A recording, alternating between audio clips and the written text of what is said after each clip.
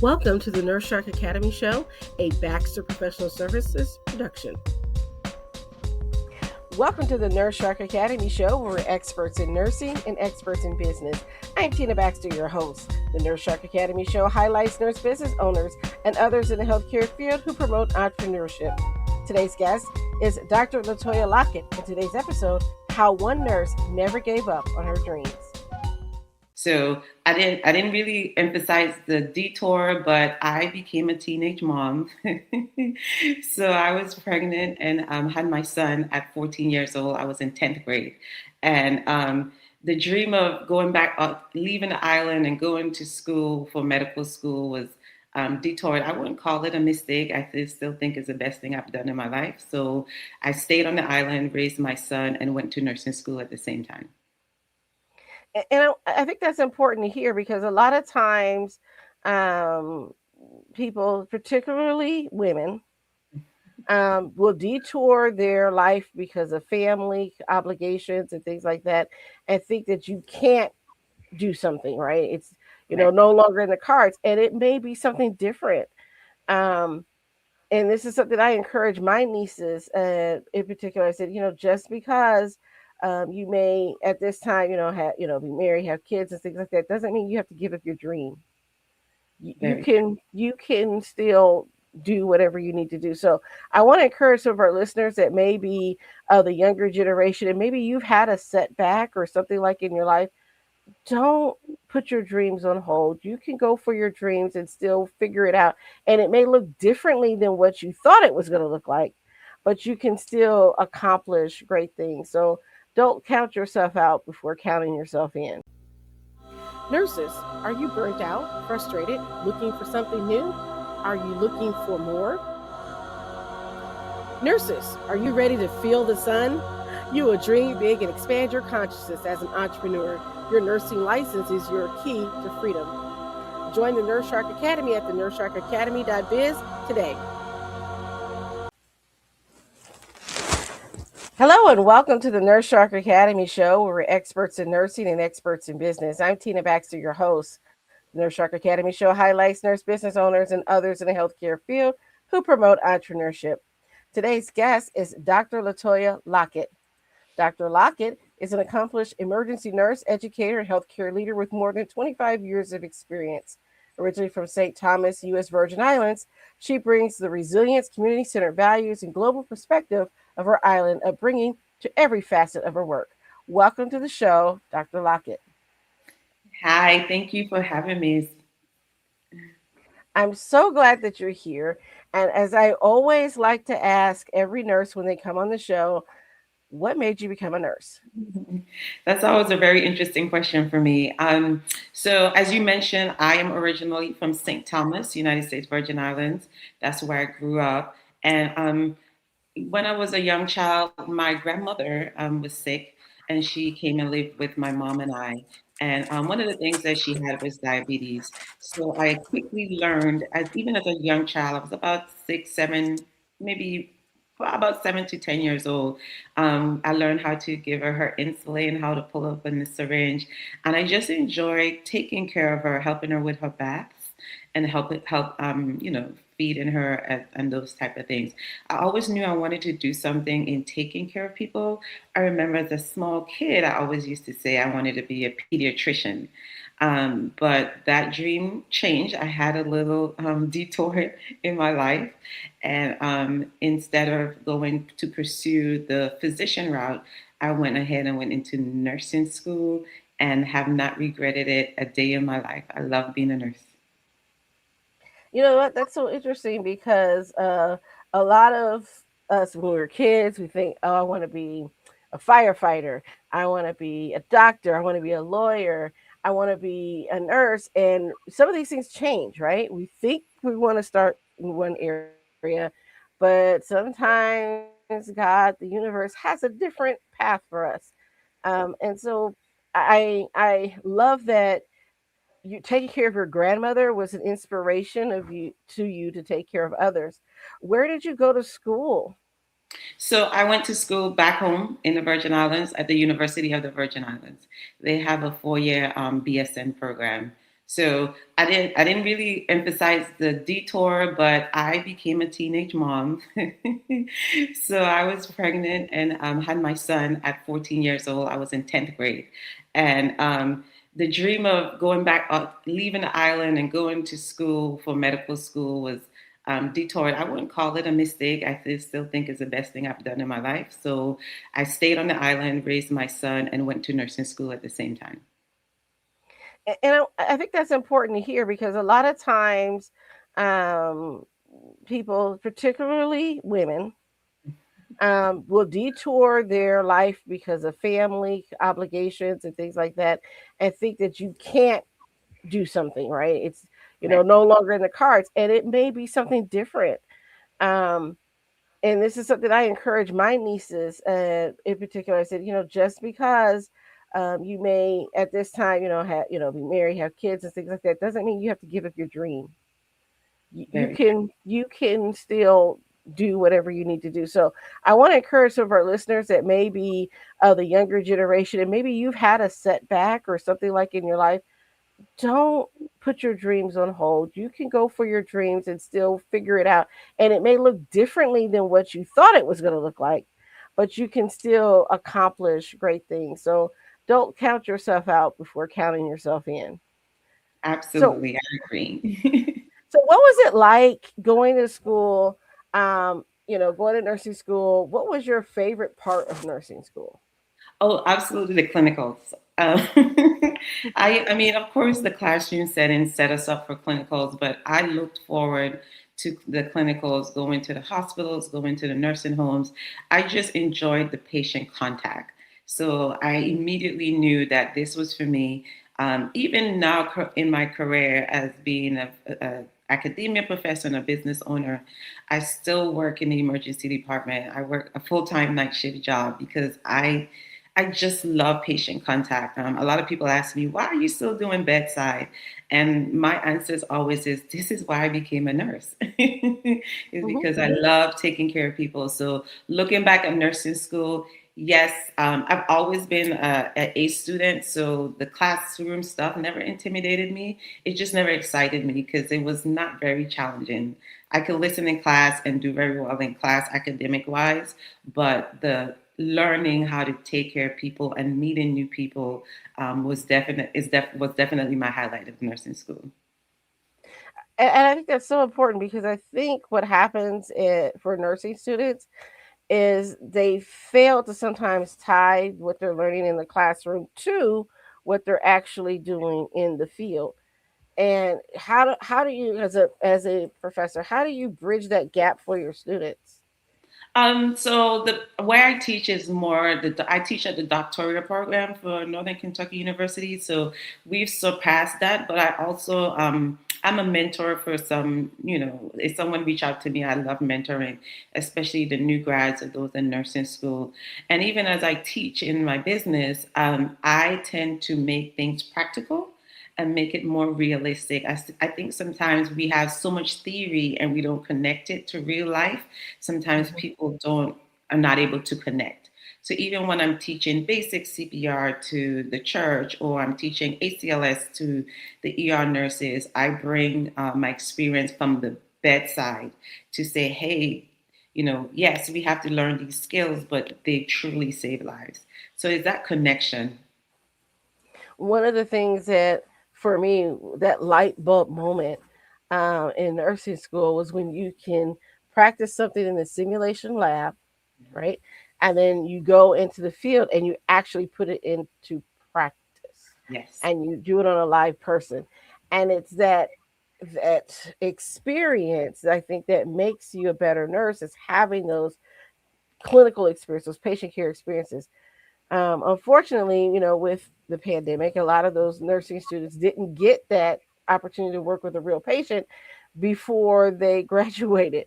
So I know that some of them are struggling right now. So when you're mentoring a new nurse that may have not had as much patient contact, what are some of the pieces of advice you would give them? So one of the things when I have new grads that, especially new to the ER, and they call me and they say I had this case, I always encourage them to look it up. So use the emergency nurses manual and look that up. So I had one that had a patient with acute heart failure, flash pulmonary edema, and she was Mhm. like, "I don't understand how I missed this," and she was going through all the emotions. And I said, "Okay, so the patient is fine. Patient was admitted. Now let's look in the book and look up the causes, the signs and symptoms, and just kind of look. You get the practical, the didactics." So when she did that, she called me and she was like, "Dr. Lockett, I can't believe it. My patient had all the signs and symptoms of what the book is saying. But now I know the next time she get a patient like that, she'll never forget it." So that has Exactly. shown her skills for that Mhm. specific patient. So I tell all of them, even if you take care of a patient and you weren't 100% sure or understood what was happening, you're never going to stop learning. Nothing is wrong is going back and looking it up, because now that you can connect actual patient symptoms to what's in the textbook, you'll never forget it. Mhm. Yes. And I think that's so important because a lot of times we're used to with modern healthcare, the algorithms and following, these things. And now we got AI introduced into clinical practice. And I feel that sometimes we may lose that nuance that of going back and just doing our research. It's all Yeah, part of being a nurse. You can't just like, oh well, I didn't understand it and move on. It's your job to understand what happened. correct. Agreed. Yeah. So you started out and you got your nursing degree. What was your first job as a brand new grad?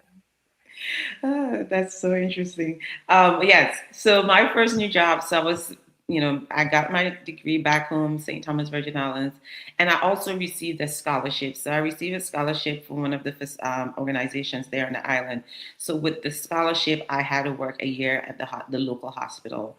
And at the time, I don't know if it's still happening because that was 25 plus years ago, but at the time, all new grads had to go to med surg. So straight out of nursing school, I worked on the med surg unit. And I did that for exactly 365 days. I met my obligation. It was definitely an interesting experience as a new grad working on med surg, and 3 months, I would say, as a new grad into it. I came in one morning and they said, "We're moving you to night shift and you're going to be the night shift charge nurse." Which to me, looking back now as a leader, sounds insane to have a new grad that's been on the floor for 3 months to be the charge nurse. But I enjoyed it. That's where I found that I was a good leader. So apparently, my manager at the time was either desperate or or she saw some type of potential in me. So that was definitely my first job and my first leadership type role as a charge nurse down there in the night shift in the ER. And my first night shift job when I still work nights. So definitely the foundation of who I am today. Well, I have to tell you, I know for a fact for my employer, my first nursing job was on the psychiatry unit, and it was desperation because I was on in orientation on second shift and became charge nurse on third shift. Pretty much, the next morning. So Next morning, oh my. next morning, I had to stay and do a double. Yeah, because there was nobody else to stay. So there you go. You're charge nurse. And by the way, you got two new admissions coming in on severely detoxing patients. Good luck with that. Wow. Well, I would like to say that I think it was probably also they saw something in us, because there were other new grads that started the same time with me. But I was like, why me? At the time I felt it was punishment. But now I look Mhm. back and, I'm like, there's a reason why they picked me. So there probably was a reason why they Yeah. picked you. Whatever. Yep. So, um, you went to Med Surge, did your tour. I did that as a nurse tech and knew that wasn't for me, so I just jumped right to psychiatry. But where did you go from there? So, like I said, I did my 365 days, and then I always tell the story. In 366, I was on the plane to Raleigh, North Carolina. I had a really good friend that actually I went to school with, Claire, and she had moved from the islands to North Carolina. She was there through the military. She had left nursing school and joined the military. So Hmm. I actually visited her a couple Christmases, and I kind of like North Carolina. It was it was it was a good transition from moving from a small island to the mainland, right? Hmm. So I can't imagine moving from St. Thomas to a big city like New York. Hands off to people that do that. But Raleigh, North Carolina, it was just still small, hometown enough that Hmm. it still gave me that homey community like feeling, which was important to me. So the Christmas before my 365 days were over, I actually went to visit her. And during my Christmas break, I had applied to multiple hospitals in the area because I knew I wanted to get off the island. And I I got three job interviews, and before I left, I got three job offers. Um, Two of them was back on the med surg unit because that was my only experience, and it was almost a year. And the other one was at a hospital, Wake Med Hospital, and they had just started to create what they call a nurse externship program where they were hiring experienced nurses but new to the ER, but you came in as an extern. So you came in at a lower rate than an RN coming into the ER, but they trained you for 6 months to be an ER nurse. And just when I was having an interview, they was like, "Hey, we're starting this program. Are you interested in coming?" And I was like, "Huh, I knew I don't want med surge, but I'm not sure what I wanted." And I said, "I'll try it." So I accepted the position and have not left the ER ever since. Okay, you know what? When I just was speaking to a group of high school students that they're interested in healthcare fields and careers, and I was telling them about nursing and my nursing journey. And one of the things I said, just be open to opportunities that come to you. You never know where they will take you, and you'll find yourself exactly where you need to be. Correct. Yeah. Correct. So And you. that's a true testimony for that. Then I knew I didn't want to med surge, but I didn't know what I wanted. And having that opportunity to work in a level 1 trauma center I still consider myself as a baby nurse. I would tell people I don't even know how to do an EKG, much less read one. And here I am now teaching EKG classes. So it was definitely a transformation for me. So what made you decide to go back to graduate school? How did you make that decision? Okay, do you want the clean version? So the hospital I worked at in Raleigh, North Carolina, Wake Med Hospital, they had just started when I was working there. So I worked there for a total of 10 years. So I started off as the extern, and then I became one of their charge nurses, night shift. And then Hmm. I became one of their supervisors, educators.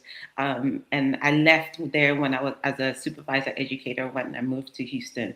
But the facility is really good on staff development. So at the time, they had just established a relationship with Pfeiffer University. And they were asking staff members, is anyone interested in getting your master's degree? You can apply. It was very competitive. They only had 10 slots. And the hospital had the relationship with the university where, like, the professor in the evenings, 2 days a week, would come to the hospital and we would have class in the conference room. So we Oh didn't have wow. to. Yeah, it was amazing. I hope they still do it. So we didn't have to go on campus. They came to us. Um, I was not interested at all.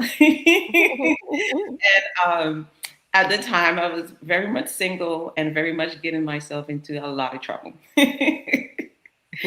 So I had mentioned it to my mom, and my mom was like, "Why don't you apply? And if you apply, I'll help pay for it." So I applied. We had it right. We all had to go. Everyone that applied had to go into the conference room, and they gave you a blank sheet of paper and a blurb, and you had to write an essay. Hmm. Right there, then you had an hour to just write, and you're writing. You're not even typing. and they looked at, your passion, your grammar, your structure, all this stuff. And I just kind of laissez faire, I wrote it because I was like, if I get in, I get in. If I don't, I don't. And I just wrote, and I was one of the 10 selected. So God had a plan for me for sure. Um, and the program was a MHA MBA program, dual program. It was a very, very, very good program. I was in there with physicians. I had a couple of physicians in there that wanted to get their master's degree as well. And then that's how I ended up with my master's degree, my MHA and my MBA. I just say it was supposed to happen. My decision to get my doctorate was very intentional. I knew at this point I've matured. I'm married. I knew I wanted more. I love teaching. Education is definitely my passion. So I know I wanted to teach in the academia world. And that's what actually led me to get my doctorate. And again, it was one of those things, it was a thought, but I had a really good coworker. Her name is Deidre. She was applying for her doctorate. I had looked into, and this is a good testament to people, don't get discouraged. I had looked into several DNP programs. I knew I wanted to get my doctorate, but many of them, which has changed recently, many of them require you to have your MSN, Mhm. right? Yeah. So a lot of them that I looked into, the prerequisite was MSN. Well, I don't have an MSN.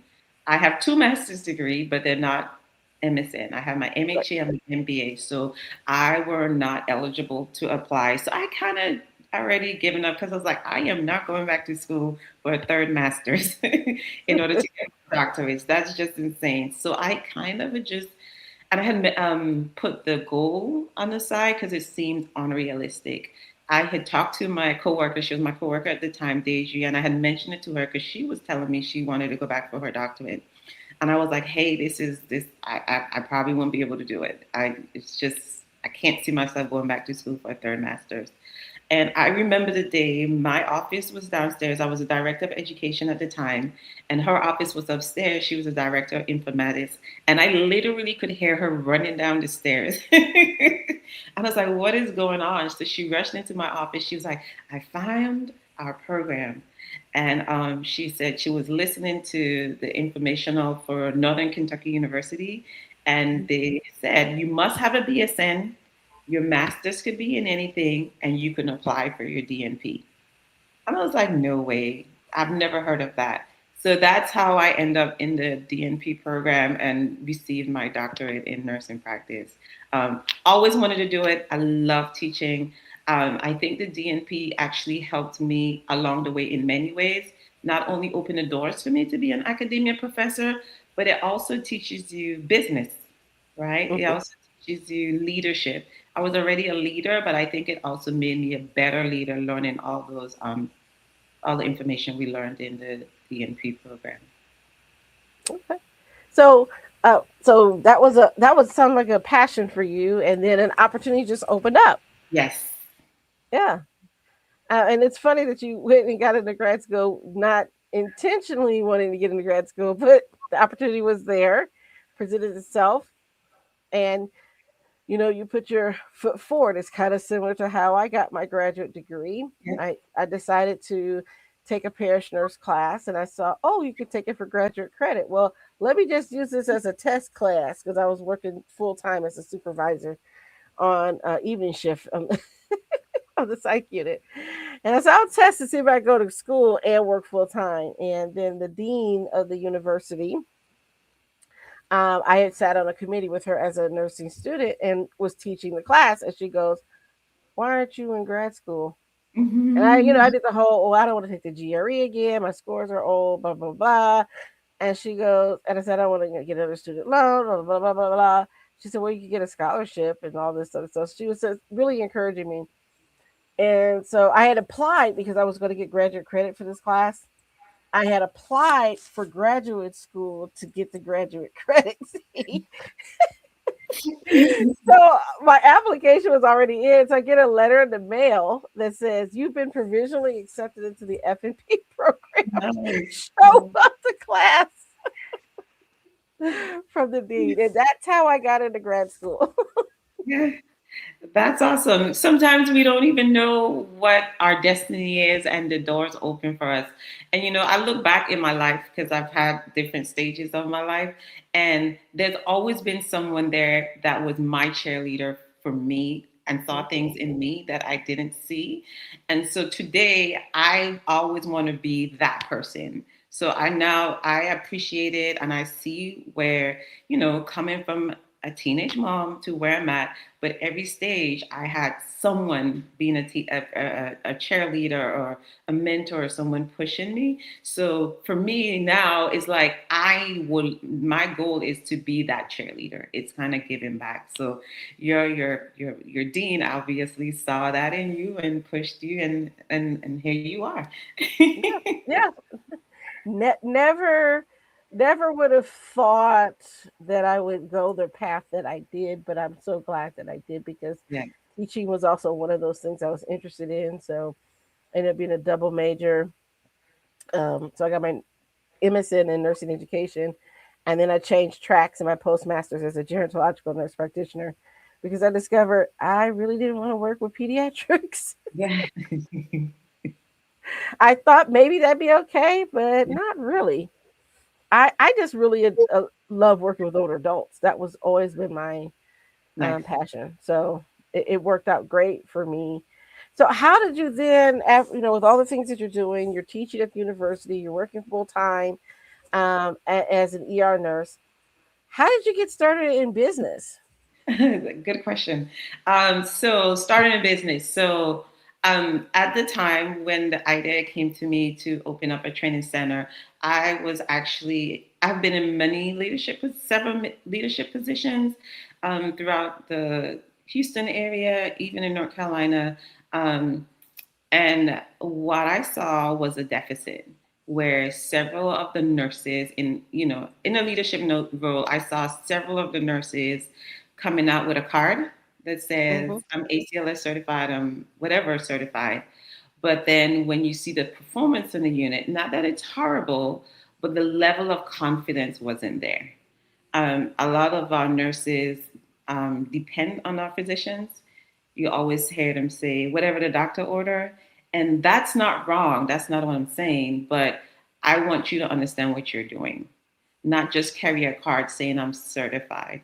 So, in my role at the time, I was the director of education, and a lot of people were complaining with the education that they were getting for certain certifications. And I heard and I agreed. Um, so I saw that deficit where, again, people were coming up with a card, but the level of confidence wasn't there. So I decided instead of being part of the problem, because I sounded off several times, hey, how do we fix this? How can we fix this? Um, and then I was always been an instructor in all the different certifications. And I'm like, I know I could teach this class way better than what's happening right now. So and I made a decision. And I think also sparked from being in school for my DNP, learning leadership and entrepreneurship there as well, all those skills. Instead of saying, how can I fix this for this one hospital? I decided that I can create my own training center and I can not only fix it for this one specific organization, but I can take my skills everywhere. So it's open to anyone, not just nurses. It's open to church members, community members. So that's how I was able to get the idea that I wanted to be able to use my skill because I love teaching. Education is my passion. But how do I use something I'm passionate about where I have found there's a problem and I can make the solution for it? Hence the creation of my business, Best Learning Solution. I think that's amazing because there's a lot of nurses out there that have skills, they have a specialty in certain areas, and they don't think to improve on a process or meet a need in the marketplace or anything like that, and think that they have enough um, skill, not skill, but maybe enough experience in business to even think about monetizing what they're doing. Yeah. I mean, if you find something you're passionate about, that can fix a problem. And my whole thing is, if as a nurse, your passion should also improve patient outcomes. Um, you're on the right path. You just kind of figure out, how do I monitor. Nothing is, and I think too, what something you said that's brought to my brought something out of me. I think too, because as nurses, we love to care for people. um, we don't realize that it's okay to make money with what we do. We have Yes. that guilt of monetization. And nothing is wrong with that in making money. Yes, I would love to teach CPR to everyone for free, but I would also like to eat. Yes. And pay for supplies. Yes, yes. So nothing Hmm. is wrong with monetization. So I think that might be one of the setbacks for some nurses, where they say, I have this skill, but should I make money off of it? The hospitals are. They are 100% making money off of us when we're working for them. So why can't we Yes. make money for ourselves? Amen. One of the things that I did early on, just to make extra cash as a broke college student, was become a CPR instructor. Yes. That was, and the funny thing is, I never even thought about it as a business model at that time. I just Mhm. had an opportunity to become a CPR instructor, and I worked for the hospital, and I would teach classes for the hospital, and they paid me. And then, because and then they would had community classes that none of the other instructors wanted to teach. So I Right. would borrow the equipment from the hospital, and I would go teach them, and I would get calls from doctors' offices, come train my staff, and I would just charge them, a nominal price to cover my, give me a little cash, cover my cards, and cover the rental fee for the equipment. And that's what I did for the first 3 years, not even thinking about it. So I've been a CPR instructor for about 30 years now. Nice. And I've never really given it up. I still do teach CPR. And during the pandemic, I was one of the only in this area trainers that was still doing in-person classes, which they needed because the hospital required it, or the travel agency required it, that they, because these nurses were traveling. And I'm like, well, I got to keep these nurses eligible to work. We need them out there in the field. We don't need them sitting at Need home them. because they don't have a CPR card. Right. Right. So I had adapted my classes and kept going. Yeah, Yeah, absolutely. Yeah. yeah. So talk a little bit about your road of entrepreneurship. How did you develop your training center? Because there may be somebody listening out there that might be thinking about doing something similar. Oh, okay. Happy to do that. So I do have a business partner. When the idea came to me, really good friend of mine, Selena, I brought the idea to her and I said, hey, this is what I'm thinking. I would love to do it. She's an amazing educator. Actually, we always joke, Selena and I, that we're sisters from different parents because we're so much alike. If you put her resume next to mine, we're very, very similar.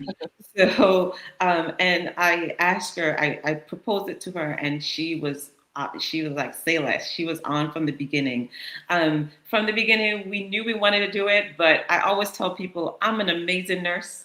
I can save your life. I'm an amazing educator. I can teach anything. But when I started, I was an awful entrepreneur. I had no clue what I was doing to start a business. So for us, we grabbed our resources. As being both of us are DNP, we know that we can find resources for anything. In Houston, we have the SBDC, Small Business Department. I'm not sure what CSUN stands for, but there's a lot of resources out there for small businesses that are starting up that help you start up. So we joined that little website. They send us little information on how to do it. Um, it's super easy to get. So the first thing we did was get our LLC. People pay people to do the LLC. Don't do that. It is so easy. Don't pay anyone to do it. Just get online, look it up, form your LLC, determine your structure of how you want your organization. So for us, we're a partnership, and we did the LLC. So once you get your business, because before, opening a training center was just an idea. And I kind of dragged my feet for a while. But then once I got that paper saying best learning solution, this is a real business now. Getting that LLC for me was the first aha, like this is really happening. Um, I wish it had moved a little bit faster, but everything happens in the right time. And so, yes, so once you get your LLC, then you either, depending on funding, well, depending on your funds, so you start looking for funding or you use your personal funds, whatever you need to do, but there's funding out there for everything. So start looking at your funding, create your budget plan, your structure plan. We went back and forth. Do we just continue mobile and just start training and do offering classes at everyone's location, or do we open a brick and mortar? We went back and forth. We initially started with just mobile. I tell people it's not a hurry. Like take your time. Don't put yourself in debt, and then you regret what you're doing. You know, I don't know what the true statistics are, but I've always heard small businesses that last over 3 years, they're usually going to be successful after that. And sometimes those that are not successful within those 3 years is because they went too fast, too quick. So we started off initially mobile, just telling people word of mouth. I truly believe when you open a business, you have to establish trust and credibility. I will say one of the mistakes I always talk about that I make initially in when we first opened, we spent a significant amount of money on marketing. We thought if we could throw 7K, 10K into marketing, we're going to start getting all these clients. We didn't get any clients from that marketing investment. Where we started getting clients were is that trust. A lot of people knew us. They knew we were strong ER nurses because we both are. She has a military background as well. People know the quality of our work. Every time I get a new client or a new contract, I ask, "How did you hear about us?" And I just taught a lady, and she's like, "Oh, I have a bunch of travel nurses that need to come." And I asked her, "How did you hear about us?" And she said, "Facebook." I posted on Facebook, "Does anyone know any instructors that teach X, Y, and ACLS, BLS, PALS, and TNCC?" And she said, my name came up several times. So you want to have consistency and trust in whatever business you're doing. Don't get greedy and don't go too fast. But that key of, I can't say it enough, that trust and consistency in whatever you do is going to be your marketing. Um, doesn't Most of the time I go by LaToya. I feel that it doesn't matter if I'm Dr. LaToya, Dr. Lockett. Lockett is when I'm grading your paper for your DNP. But I want people to feel comfortable. So they hear LaToya is the instructor. Yes, she's great at what she does. She's passionate. I don't teach by fear. I believe in connecting with my students. So again, so whatever you do, I'll keep saying it is building trust with whatever your market is, whatever business adventure you're trying to decide. Your number one is form your LLC, get all your business plan, budget plans together, but then two, figure out your market and establish trust because the best marketing is literally word of mouth. Um, like I said, all the contracts I have, all the students I get, it's usually one, we look you up on Google and your Google reviews are amazing, or two, someone's told me about you. That's wonderful. And you know what? That's a great piece of advice to maybe not make sure you don't go too fast. Make sure you dot all your I's and cross all your T's. Um, and then decide what type of business you want to go into. So I'm assuming you teach AHA, American Heart Association. Do you teach any other disciplines as a CPR instructor? So I teach out the ENA courses as well, TNCC, which is a trauma nurse class, and ENPC, which is the emergency nursing pediatric class. We also teach a couple courses out of HSI, which we teach babysitter training class, which I actually have Mm-hmm. one later this evening, which is a fun class. You teach teenagers the Mm-hmm. business of babysitting. Some people think, oh, I'm going to be a babysitter, and then I just go to someone's house and babysit, but we actually talk about the business of being a babysitter, how to keep the kids safe. And then we throw in CPR in that. And then we also teach another class called wilderness training that Mm-hmm. is pretty much geared to Boy Scouts and Girl Scouts before they go camping. It teaches them, it's almost like TNCC in the wilderness. It teaches you how to take care of injuries if you're out camping or hiking and you can't get to 911 immediately. What are things you can do to save a life? So those are the main courses, all the AHA courses and those as well. And then of Okay. course Southern League. All right. So that's wonderful. So you developed this, and you're in Texas now, right? Yes, I'm in Houston In area. Houston. Okay. Mhm. So, I imagine that it's probably with all the things that happen, with the hurricanes and stuff like that can happen, that having that experience of teaching those wilderness courses are very important. You guys get hurricanes. I'm in the Midwest. We get tornadoes. We just had one not too long ago. So yeah, it's seeing that. So I was a Red Cross nurse, and so I taught American Heart and Red Cross at one time. Mhm. So yeah, I got rid of I stopped doing the Red Cross simply because I just couldn't keep up with the credentialing, and it was just too much Right. um, for me. But it's good that you just diversified your business, because that's another thing that I heard you started teaching CPR, but moved to other things to teach. Yes. And then So we are that now have a brick and mortar. So we actually have two locations now where mhm, we're no longer coming to you, but we do both. We still are mobile if there's a organization that wants us to come to them. But we also have two locations, brick and mortar training centers. okay, awesome, that's wonderful. All right, and so I'm going to ask you this as we get into wrap up here. Mhm. Um, if you had a piece of advice for a budding entrepreneur, what would it be? Hmm.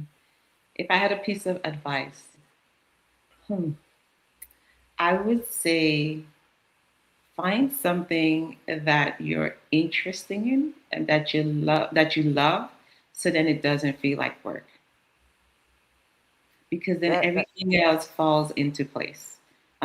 People hear my schedule and they say, "How do you do that?" And I honestly say, I don't know. It doesn't feel like work. I love taking care of patients and I love running my business. So it's not work. mhm. And then you still teach. No, let's not forget that part. And I still teach like that. Well, maybe that's a little bit of work. No, I'm just kidding. I've taught at the academic side too, so I know what you're saying. I love it though. I do love it. Let me just say that. But yes. Yes, yes. Look, there are days when you love it, and there's days where you just rather just go home and maybe have a cool drink. Um, yeah, I still practice clinically as well, so I still see patients. Yes. So tell me, how would if any of our listeners wanted to get in touch with you, how would they get in touch with you? The best way is our website, which is www.bestlearningsolution.com. And I will say there's no S after solution. We found that a lot of people like to put bestlearningsolutions.com, Mhm. but it's bestlearningsolution.com, no S, because we're the only solution. Yeah. There's only Well, one. you know what? Buy that other domain name and just redirect it to your website. Oh, that's a good idea. See, Hmm. I was learning. I was learning. Yep, yep. But yeah, that's the easiest way. And then we're also on Facebook and Instagram, and the same thing, Best Learning Solution, BLS. Okay, all right. Okay, well, I want to thank you for your time. It's been such a great pleasure. Um, and yeah, this has been great. And I just have many, many more questions. I'll probably ask you after the show. But Sure. if anyone wants to get a hold of Dr. Lockett, again, that's bestlearningsolution.com. And this will be added to your show notes, so you'll have an opportunity to look her up on Facebook and Instagram and other places where her social media is. I want to thank you for tuning in to the Nurse Shark Academy show. If you're watching us on YouTube, don't forget to subscribe and hit the notification bell so you're notified when our new episodes become live. Follow us on our channel and look at our other podcast interviews and some of our leadership lessons and conversations that we have. If you're listening to us on through Podbean or wherever you get your podcast, leave us a like and a comment. We so greatly appreciate it. Share this episodes so that other nurses can hear about entrepreneurship. We want to thank you for your time, Dr. Lockett, and bye bye for now. Thank you for having me. Ready to turn your nursing skills into a thriving business? At the Nurse Shark Academy, we give you expert strategies, real startup guidance, and the support to go from employee to empowered entrepreneur. Join us and build the nurse-owned business of your dreams. Start today and join us at the nursesharkacademy.biz.